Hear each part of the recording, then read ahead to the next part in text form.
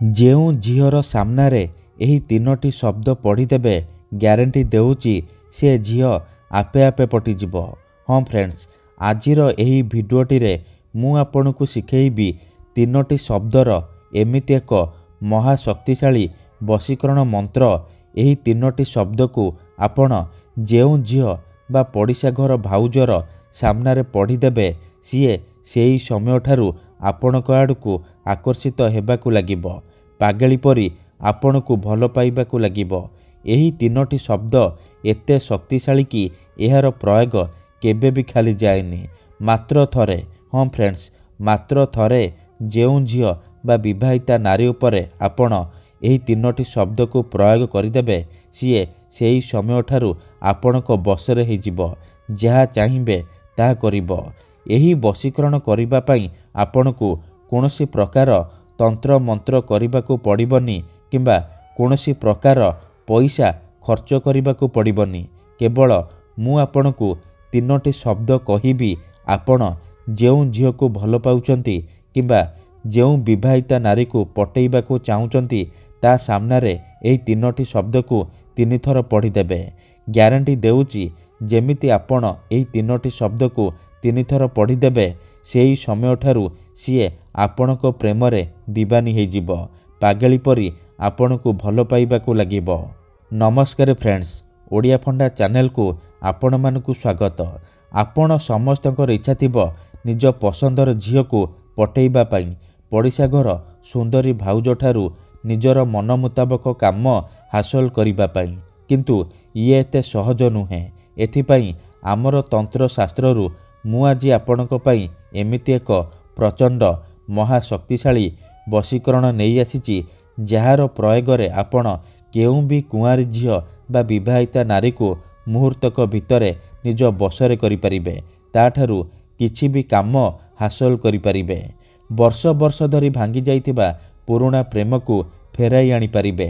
ଶାଶୁ, ନଣନ୍ଦ, ଦିଅର, ଭାଉଜ କାହାକୁ ବି ନିଜ ବଶରେ କରି ତାଠାରୁ ନିଜର ମନ ମୁତାବକ କାମ ହାସଲ କରିପାରିବେ। ତେଣୁ ମୋର ଆପଣମାନଙ୍କୁ ଅନୁରୋଧ କି ମନରେ କୌଣସି ଖରାପ ଉଦ୍ଦେଶ୍ୟ କିମ୍ବା କୌଣସି ଖରାପ କାମ ପାଇଁ ଆପଣ ଏହି ତିନୋଟି ଶବ୍ଦର ବଶୀକରଣକୁ ପ୍ରୟୋଗ କରିବେନି, କାହିଁକି ନା ଇଏ ହେଉଛି ପ୍ରଚଣ୍ଡ ମହାଶକ୍ତିଶାଳୀ ବଶୀକରଣ।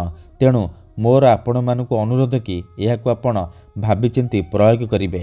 ଏହି ବଶୀକରଣ କରିବା ପାଇଁ ଆପଣଙ୍କୁ କୌଣସି ପ୍ରକାର ସାମଗ୍ରୀର ଆବଶ୍ୟକ ନାହିଁ କିମ୍ବା କୌଣସି ପ୍ରକାର ପଇସା ଖର୍ଚ୍ଚ କରିବାକୁ ପଡ଼ିବନି। ଆପଣ ନିଜ ଘରେ ବସି ବସି ଏହି ବଶୀକରଣକୁ ଅତି ସହଜରେ କରିପାରିବେ। ଠିକ୍ ଅଛି, ତେବେ ଏହି ବଶୀକରଣ ଆପଣ କିପରି କରିବେ, ଏହାର ପ୍ରୟୋଗ ବିଧି କ'ଣ ମୁଁ ଆପଣଙ୍କୁ ଶିଖେଇବି। ଜାଣିବା ପାଇଁ ଭିଡ଼ିଓଟିକୁ ପୁରା ଧ୍ୟାନ ସହିତ ଦେଖିବେ।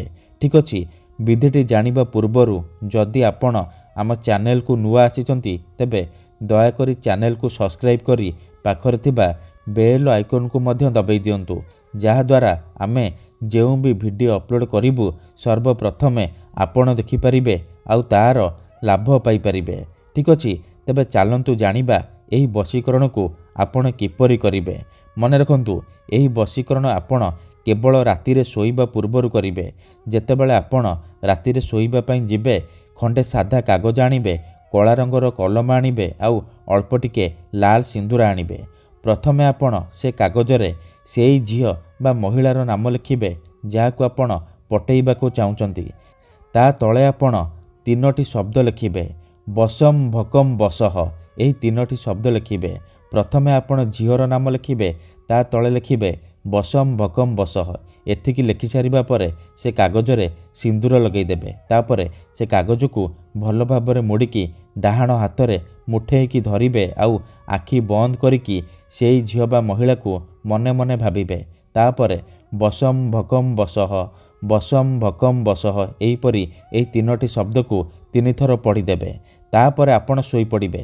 ସକାଳୁ ଉଠିବା ମାତ୍ରେ ଆପଣ କ'ଣ କରିବେ, ସେ ଝିଅ ବା ମହିଳାର ସାମ୍ନାକୁ ଯିବା ପର୍ଯ୍ୟନ୍ତ ତାକୁ ମନେ ମନେ ଭାବୁଥିବେ, ତାର ମୁହଁକୁ ନିଜ ମନରେ ଭାବୁଥିବେ, ଯେମିତି ଆପଣ ସେ ଝିଅ ବା ନାରୀକୁ ନିଜ ସାମ୍ନାରେ ଦେଖିବେ। ବଶମ୍ ଭକମ୍ ବଶଃ ଏହି ତିନୋଟି ଶବ୍ଦକୁ ଗୋଟିଏ ଥର କହିଦେବେ। ଗ୍ୟାରେଣ୍ଟି ଦେଉଛି ସେହି ସମୟଠାରୁ ସିଏ ଆପେ ଆପେ ପଟିଯିବ, ଆପଣଙ୍କ ଆଡ଼କୁ ଆକର୍ଷିତ ହେବାକୁ ଲାଗିବ। ଧନ୍ୟବାଦ।